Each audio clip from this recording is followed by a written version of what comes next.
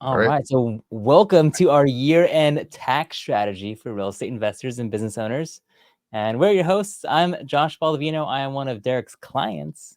And this is Derek Fujikawa. He is the managing partner of Fujikawa Associates. Derek, how you doing today? Good, thanks. How are you doing? I'm good. So I also just clicked the go live on Okay. Instagram. So we're there. Go ahead and do Okay. that too. But today we are answering your tax questions live. So you can either ask them in the comments down below, or also we hmm got a whole bunch on social media that we need to respond to too. So we'll hmm take that. But as you trickle in, go ahead and put in the comments. I guess question for you, Derek, just kind of quick hmm context. As it comes to taxes for real estate investors and business owners, what's like the ideal cadence for you as you're talking to, let's just say, a real estate investor who's buying some rental properties? How often should you be hmm talking to them? When do you reach out? What's kind of that? What does that look like in terms of a strategy for you? Yeah, I mean, just on a kind of an average year, say, quarterly is probably a good time to meet up. But, I know real estate investors don't work on a schedule, right? I mean, if a property comes up, it comes up, and you don't want to buy it. So really, whenever any major decision is going to be made, you want to talk to me first, or talk to your accountant first, and make sure that you're, doing the right thing in terms of record keeping and potential tax pitfalls or benefits. Gotcha. Yeah, I mean, it is, especially if you're an investor. If the deal's there, the deal's there, and Yep. you're running Yeah. through Yeah. it. Yeah. Yeah. At the very end, my team did just close on an assisted living facility out in Fresno. So Yeah. That's as we great. get to the end, I want to ask all the things that I need to prep for you to make sure Sure. that we're on track. But let's go into while we wait for any questions that are happening in live. And so we're live on Instagram, Facebook, hmm YouTube, all that good stuff. But hmm I got one question here. This is from Mike. Let me go ahead and put this on a banner. Oh, it's too long to paste, but I'll add the first bit of it here. So this is from Mike, and he converted his garage into an ADU this year in Southern California. He now has a tenant living in it. He also hmm has a W-2 as a physical therapist. Will I be able to deduct all the money I spent to convert the garage into an ADU from my W-2? So that one's a little tricky question. It's kind of a yes and no question. Okay. Um, if you converted your garage to an ADU, then that's essentially an improvement to the building. And so improvements need to be depreciated over time. So yes, you would be able to deduct it, but over time. So you wouldn't be able to take all those expenses and just take one big write-off in that first year where you made all the expenses. But so for residential properties, you can depreciate them over 27 and a half years. So all that money that you spent to improve the property, you would divide that up over 27 and a half years and take that over that lifetime. So if I'm just doing quick math, this is super back of the napkin. If an ADU say Yeah. costs 300 grand to build Mhm. over 27 years, A little over 10,000 a year that you'd be able to deduct against the rent income that you have on that property. but that's the rental passive income, not the active W-2 income. Yes, correct. Correct. Yes, yes. Okay. Against the rental income itself, only the rental income. So we can get as deep as you want into this, but yes, you have different different kind of buckets of income, and the rental income's passive income, your W-2 income's active income, and there are rules for both of them, and they when you have losses in one, they sometimes can't be commingled. Okay. Fair. Now we did the short-term rental loophole, which is hmm that's the favorite one on Instagram that everyone talks about. You have an Yep. active W-2 like me. You also manage and material participate on a short-term hmm rental, and you can offset those off the active income if a Yes. whole bunch of different qualifications are made. Yes. Assuming that you know those, what if your ADU was a short-term rental? So if it was a short-term rental and you do qualify for that short-term rental loophole, less than 7 days average stay, and then material participation, which in general is 500 hours of material participation or 100 hours or more than anyone else. There are a few others, but those are the two main ones that people use. If you qualify there, then it actually becomes an active business, Mm-hmm. and that's where that loophole comes in. If it's an active business and it has a loss, then you can deduct that against your other active income, um, like your W-2 income or other business income. You could deduct that against that, which normally rental properties are by definition passive, unless you can meet Mm-hmm. that qualification of active. So passive uh, losses from passive activities can't offset your active income, your W-2 income, your business income. Hmm. But if you can meet that loophole and make it active, then you can now take those losses and apply them against your W-2 income. That I'd never thought about it from an ADU perspective, Hmm. but that's like to build an ADU is like 300 grand. Yeah, it can be. It can be pretty expensive. And that's not even including furnishing it. So, Yeah. okay. So That's yeah, if you combine the whole cost segregation and everything, you can get quite a substantial deduction in that first year if you can qualify as an active business. okay. Another personal question, just because I know Sure. that you built a office ADU in your backyard. Hmm.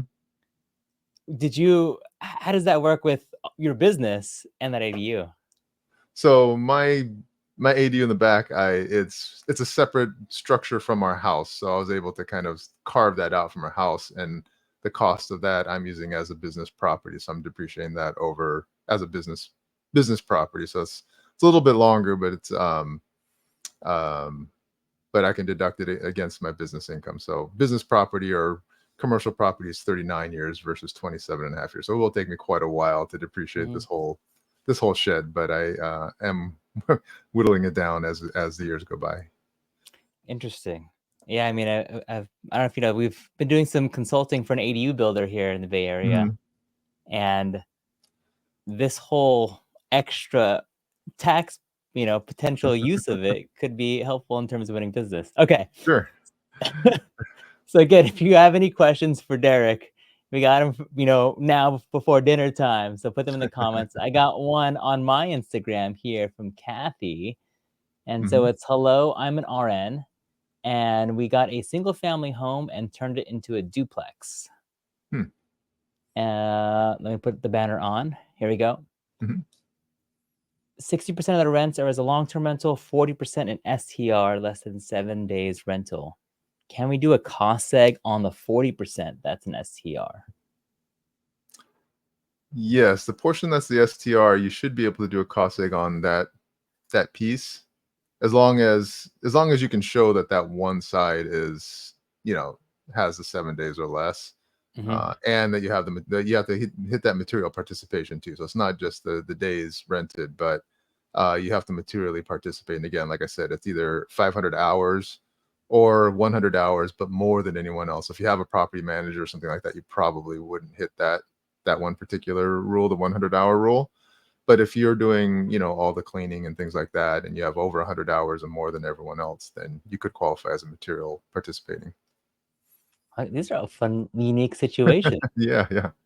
All right, got another one coming in live. So Mhm. Juan asks, in regards to office space, if I'm using part of the garage as an office, can I and how do I write it off? So in this instance, your garage is attached to your house. It's part of your house. So that would be kind of considered an office in the home situation where you would take the percentage of the space, the garage space versus your overall space in your house. And then you can depreciate, that percentage of your house. You could take that percentage of your utilities, insurance, maintenance, those types of things, anything that applies to the entire house, and use that percentage. So say that's 20 or say 200 square feet and you have a 2,000 square foot house, then 10% of um, all of your household expenses can be deducted against your business, as well as 10% of the house can be depreciated. So it sounds like you got to do some calculating and then talk to Derek. Yes. And there are some rules on that. So yeah, you do want to definitely, make sure um, that you follow those, because it's not necessarily a red flag, but it's just something that can be looked at, since you're deducting a personal expense on your business. So you just Mhm. have to make sure that everything is well documented. Fair. Okay, we got one here from TikTok. Hmm. This was a pre-asked question. Adding to it, it says, "Why is real estate income given a tax haven with a Schedule E? With Schedule E doesn't require an LLC to deduct costs compared to hobby income." Do you understand this one? I Um, don't. And if we'll get back to so you, that's okay too. yeah, I mean, I, I'm not quite sure what the the overall question is, but I can kind of go over a few things. So like, yes, real estate is kind of considered a tax haven because you can cash flow with real estate and not pay taxes on it because you have that depreciation, you have that paper loss that allows you to offset your rental income. Mm-hmm. So even if you do have, say, a cash flowing property, um, oftentimes you're not going to have to pay taxes on it, at least immediately. I mean, you are going to in the long run, because as you're depreciating the property, you're reducing your basis in the property. So when you turn around and sell it, you will have a gain on that property. So so that's kind of, that's why they're considered a tax haven, I guess. And a lot of people can use those to kind of earn income without having to pay taxes on it. Mm-hmm. You don't have to have an LLC to have a business. Many people, I mean, a lot of my clients just own rental property and don't have it in an LLC. A lot of them do as well, but you don't have to have an LLC. A hobby is something totally separate. A hobby would be a business that you're engaged in, that you don't have a profit motive for. So that's something where, like, the classic one that the IRS goes after is like horse breeding. Like, people like to breed horses as a hobby, and they try and make it a business, Mm-hmm. but they just deduct all their expenses because it's not profitable. It's not often Yeah. not very profitable. It can be, but it's often not very profitable. So but people love, like, horses, so they'll do that and try and pass it off as a business and just have these losses every year. If the IRS sees you don't have a profit motive, then they're going to come in and call it a hobby, and you get the worst of both worlds. You have to report all the income, and then you can deduct the expenses, but in as a miscellaneous itemized deduction, which are no longer deductible right now under the current tax law. If things stay the course, they'll come back in a couple of years. But even if you do fall under the miscellaneous, it's not a great situation to be deemed a hobby. So Okay. you really want to make sure that you have a profit motive for your business, and not get classified as a hobby.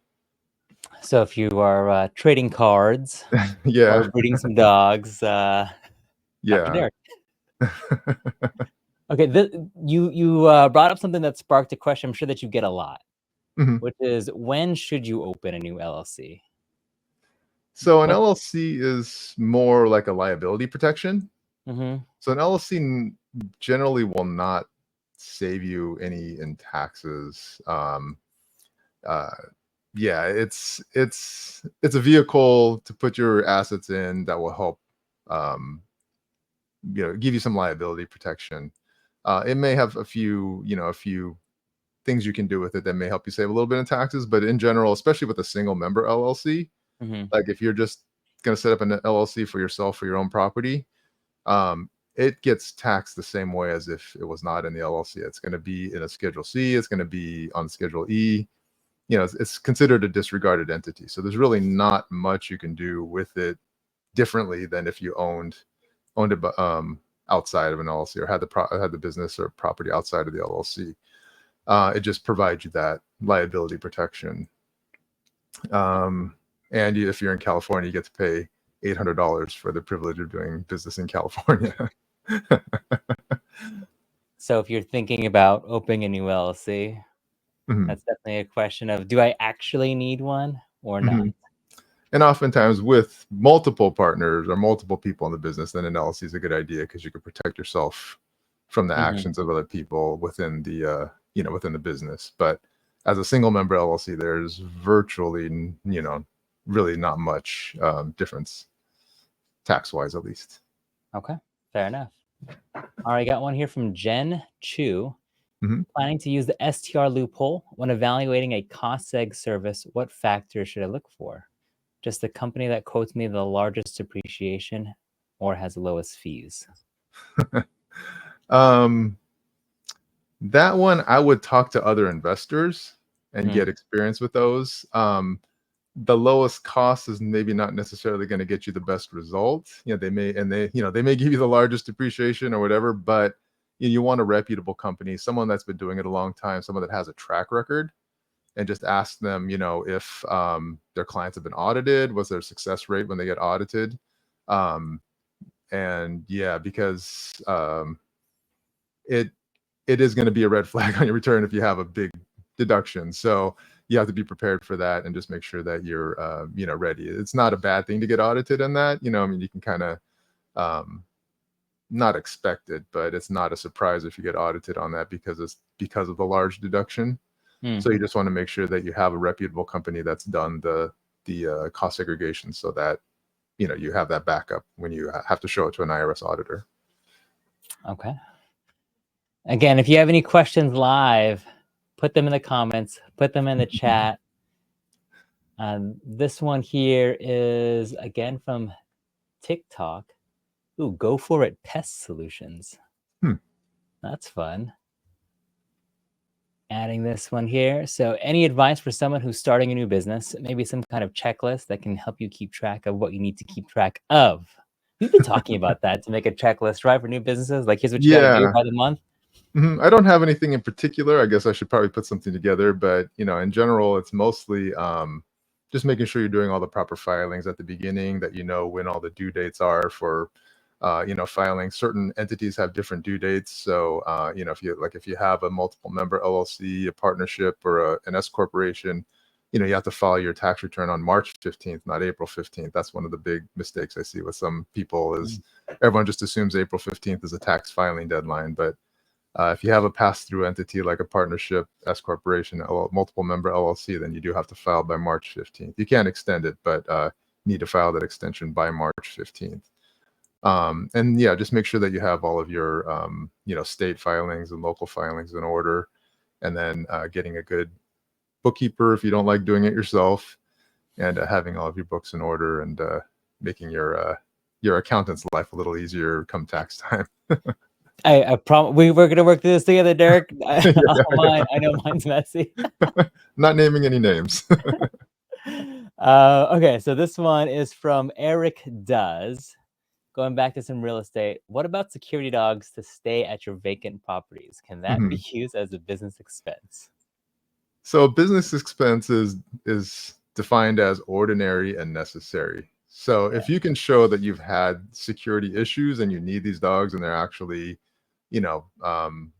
serving a business purpose and not just your pet that you take to the business every once in a while, then yes, I would say you could deduct it. But you need to document it and make sure, because you have to prove that the burden of proof is on you to show that it's an ordinary and necessary business expense. Okay. Love it. Love it. Going back, there's one here in terms about do you prepare taxes and provide strategy for those living outside of California? Yes, yeah, we definitely have quite a few clients outside of California, so it's not an issue if you're not here local. How does that work? Are there any? I mean, obviously, I have investments outside.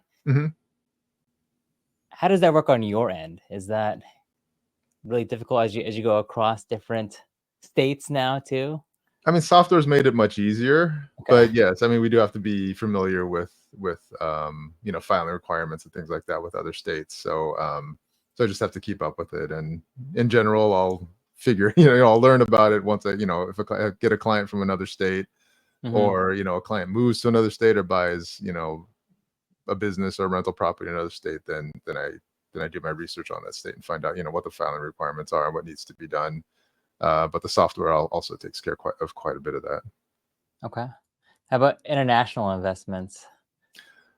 That one kind of on a case-by-case basis. I do have clients that have international rental properties and things like that, but that's kind of a case-by-case basis. Kind of depends on where it is and what's involved, and if it gets a little too complex, then I would refer to a more local person in that area. Okay. How about this one? This is more of a personal finance question, but this one comes from Ian Cruz, and so it says, "What about a full solo 401k? You have any recommendations for providers?" That would be probably something more for a phone call, but solo 401ks are a great tool for small businesses, because it does allow you to put potentially more away than, say, a SEP IRA, because you can do the deferral, and then the company can match it. So there's some different things that you can use where you can take more than just the set percentage of, say, a SEP IRA.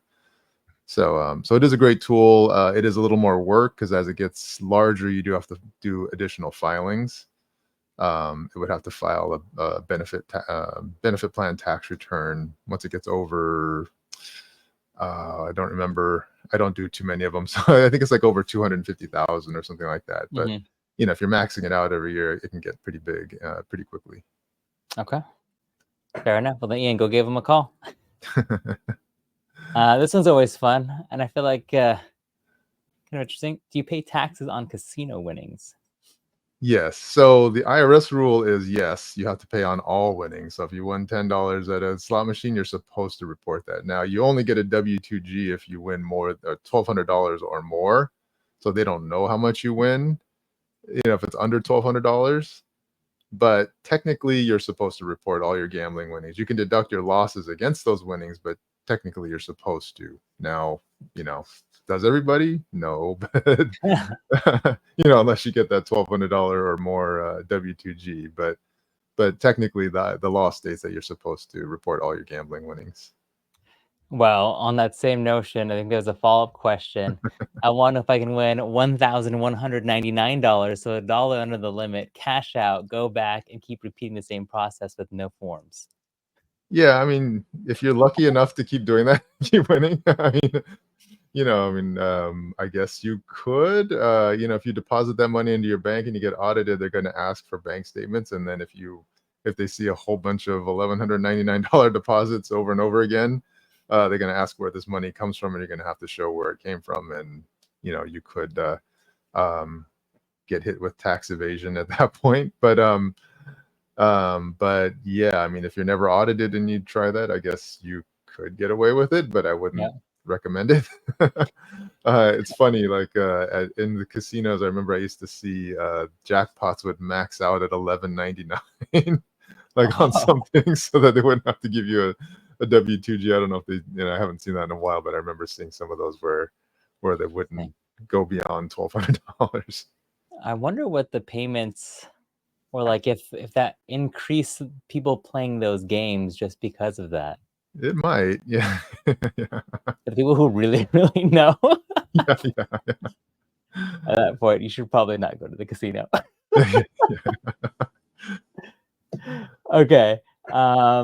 So let's go into my situation. So we just closed. Sure. So our LLC, our partnership, Invest Capital, just closed and co-GP'd on assisted living in Fresno. Mm-hmm. What should I be sending you? What do you need from me and to prepare so that our tax time is easier? Mm-hmm. So the biggest thing is, so the purchase contract. So did you purchase just the property or the actual business itself as well? Both. Or both. Okay, yeah. So the purchase contract for the property as well as for the business if they're separate. Okay. And then just basically all the business documents. If you set up a new corporation or a new LLC, you need all the incorporation documents, information for all the owners and everything. Okay. And then, so if it's our existing LLC that's partnering with their LLC, do I need to send that info too, or is it really just the K1 that gets bit back to us after it's all said? Yeah, so I guess it depends. Whoever's doing the tax return for the overall business would need both LLC information, because I guess those would be the two partners in the business. And so you wouldn't need each individual within those LLCs. You just need the LLC information. And then they would get a K1 from this overarching business. And then that K1 would go to, say, your LLC. And then your LLC will distribute that to the partners within, or the members within your LLC. So really at the end of the year, I would just need the K1 from that overall business to go, that goes to the LLC. All right. And then just to paint the full picture, we also got a portion of the acquisition fee. So we'll have a little bit of income. Okay. How is that calculated? How does that affect us? So that will just be straight income. So then any expenses you incurred while consummating the transaction would be deductible against that income. So, Okay. Just No track lines that in out. your books, and then that'll offset the income, or offset some of the income. Yeah. Okay. Sweet. That's it for that one. Obviously, I gotta send you some docs on that now. Yeah. Okay, so we have Fan of Airplanes asks, how about crypto? Any Mhm. nuances with tax-wise and cryptocurrency? There's a couple of things. I mean, there's a question on the return that you have to answer. So if you do have any crypto transactions, there's a question on there that you have to answer yes to if you bought or sold any crypto during the year. Okay. That's one thing that some people kind of miss. Software's pretty good about catching that or asking that question, but that's one thing. And then crypto is just like any other capital asset. So when you buy it, you don't have to report anything as far as the purchase. But when you sell it, that's when you report your gain or loss on that particular coin. So you do have to kind of track it. It can be kind of messy because I know people can buy like down to the what point, like 20 decimal places beyond the decimal point. So, it gets a little hard to track, but usually good software will help you kind of keep track of that and kind of match things up. Um, but yes, you do have to track it. It's just like purchasing stock. And now, like places like Coinbase and other um, wallet places will send you a 1099 at the end of the year with your Mhm. gains and losses. But some of the overseas ones or the smaller ones may not send a 1099, but you are still responsible for reporting the sales. Okay, so there's no fun extra benefits to crypto, right? There's no extra loopholes or hacks? Not necessarily. I mean, yeah, it's just your gain or Normal. loss based on what you bought it for and what you sell it for. I mean, and I guess the hard part is, and this is more like a philosophical government question now, is a lot of Mhm. the real estate tax hacks they're really just incentives by the government to say, hey, invest here. Mhm. And there's no public thing yet for the government to say, yes, we're switching all this currency into crypto now. Mhm. So Yeah, I mean, there's no incentive that they're pushing. no, not at this point. I mean, there could be in the future, but not currently. How about it's election, Mhm. end of the year, change of 2025?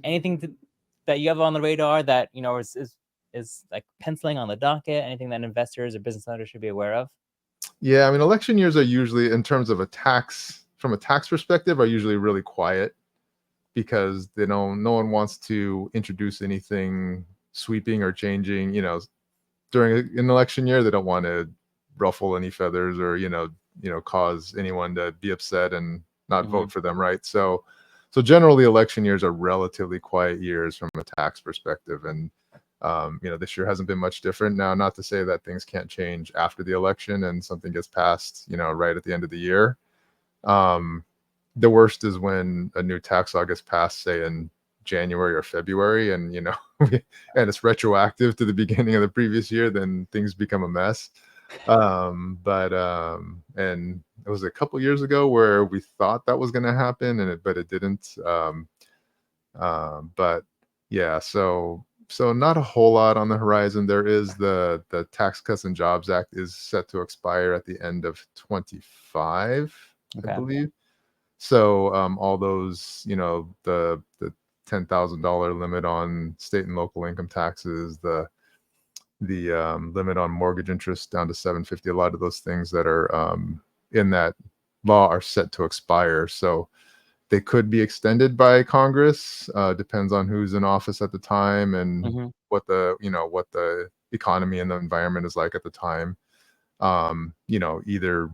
Either candidate could extend some or all of the provisions in there. So it just depends on what it's like at the time. So hard to say, but we just kind of assume that they're going to expire as of now, and then if they don't, they don't, and we pivot from there. Okay. So no crazy change. There is one beneficial owner reporting that you have to do. We'll touch that Yes. later. We got a question live, so I want to hit that first. So Juan, again, my spouse and I own a duplex, work a full-time job, and I'm also a real estate agent. My wife is a full-time mom and does property management for the duplex. She does not have earnings from the property management, but have spent money, repairs, and maintenance. This would be our first time doing taxes as owners of a rental income property.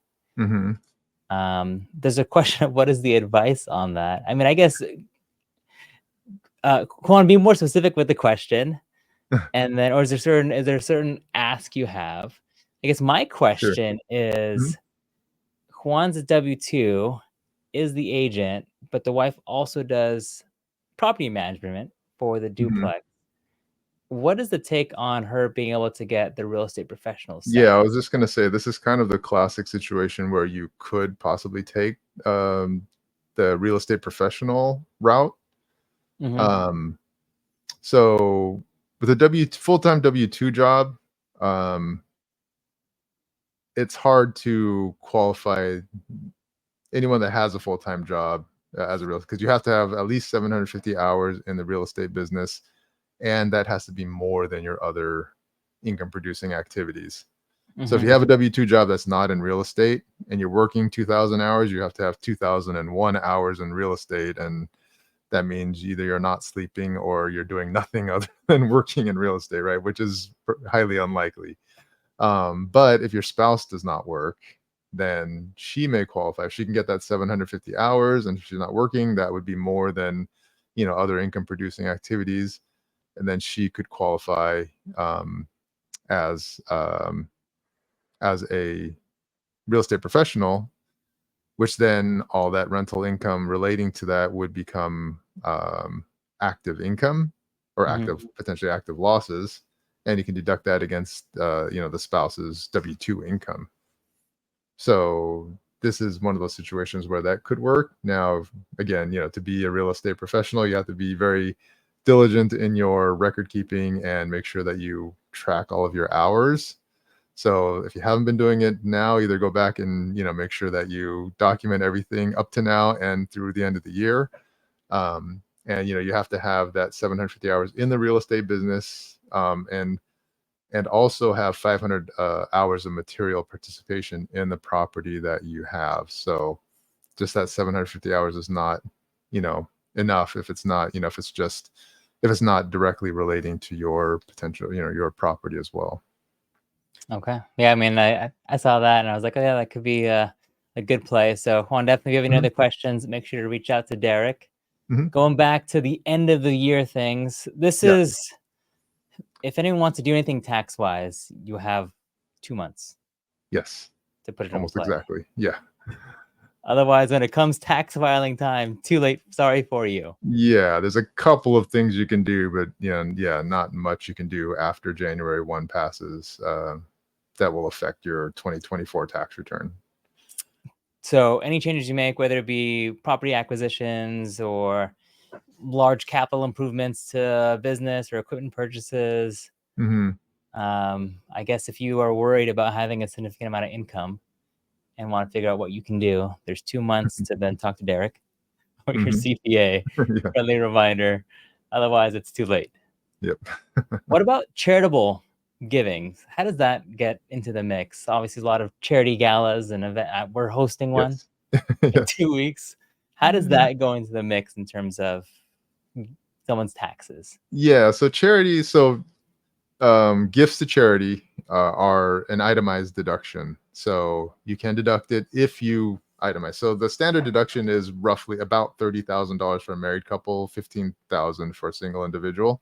So if you're taking the standard deduction, then giving to charity may not benefit you because, unless you're giving so much that that and your other smaller deductions exceed the standard deduction, then giving to charity may not give you a tax benefit. But if you are itemizing, then those just add to your total itemized deductions and give you a benefit. I tell my clients, give to charity for charitable reasons. Don't give to charity for tax purposes because at most you're going to save 50%, right? So you're going to give away $1 to save 50 cents in taxes. You're still out the dollar. You're going to get 50 cents of it back, but so now you're out 50 cents from where you were before you gave that donation. So if you're solely doing it for the tax benefit, you're actually worse off at the end of the year. But but if you want to donate to your church, to your to an organization to help them out, then Mhm. yes, the added benefit is you could get a tax deduction for it. Okay. Okay. So give with heart, not with tax Yes. applied. Yeah. Okay, and then going back to the more end of the year, so the Mhm. it's beneficial owner reporting, right? Is that what it's called? Beneficial ownership interest reporting. Okay, I think I Yeah, missed it. I think. BOI for short. Yeah. What is So that?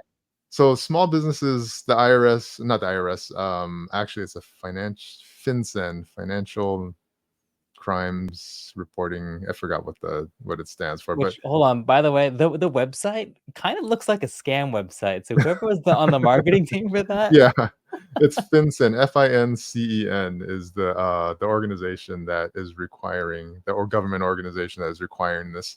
It's the same one that requires you to report your foreign assets. If you have $10,000 or more in foreign assets, then you're supposed to report that to them every year. But this beneficial ownership interest report is required for all small businesses, and it's for small businesses. So large corporations don't have to do it, but small businesses do. So any type of entity that has to register with the state. So an LLC, S corporation, C corporation, limited partnership, those all have to file this beneficial ownership interest report. If you're a partnership or a Schedule C, you don't need to do it. Or a sole proprietorship, I should say. And single member LLC has to file a Schedule C also, but a single member LLC does register with the state, so they would need to file the beneficial owner, the BOI report for short. And so you basically have to report anyone that has a beneficial ownership interest in the business. So in general, that's the owners, but we're in California. California is a community property state, so your spouse owns an equal, undivided interest in your assets, unless you had a prenup and you had this business before you got married. But if you started it before you got after you got married, or if you don't have a prenup, then they do have a beneficial interest in the business.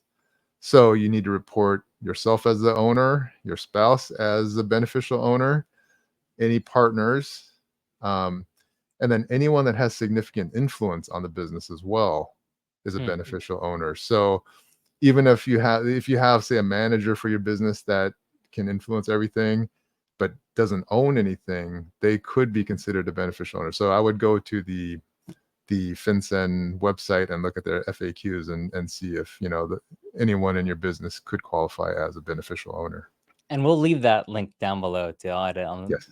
in post to have that real website in there. Yes. And actually, that's learning point for me because I know that you actually asked me for my wife and I's driver's license. I haven't Mhm. sent it to you yet. Yeah. I actually did. I did a portion, some of the LLCs Mhm. already earlier in the year because they Okay. were like, "Oh, you have to do it fast," and I was like, Yeah. "Oh no." But I didn't also realize that I had to report my spouse on those. Yes. So if you didn't, So you'll now I want had to to do amend some it and edits. add them in. Yes. Yeah. Okay. So, yeah, and the rule is it has to be filed within 90 days of your business being formed or your registration with the state. Or since this is brand new, if you were in existence prior to January 1 of 24, the beginning of this year, then you have until the end of this year. You have until January 1 of 25 to file the report. Okay. So most businesses, all businesses that were already in existence when they started this, have until the end of this year to file it. All right. But if you're starting a new business, you have 90 days. So you need to make sure that you get that in within 90 days if you start a new business. Okay. Fair enough. Mhm. So I think that's all the questions we got. Derek, any last tax advice or keys before the year ends that you want to Yeah, tell well, I some mean, people? just like something you mentioned, right? Just we have 2 months. If you want to take a look at things and make any changes to your return, or not return, but changes to your current situation, you have 2 months to do that. So, once the ball comes down on New Year's Day, it's a new year. You can't do a whole lot for 2024. So really, if you want to do some tax planning, now is the best time. And now's a good time to get your books caught up. Make sure, if you have a business, get those caught up so that you can see where you are, and like I said, make any changes before the year ends. Yeah. And again, if you found this helpful, please make sure to subscribe both to wherever you listen to, because we're streaming this everywhere. So you can subscribe to Derek's channel, to my channel. Our usernames are right here on the screen on Instagram as well. There.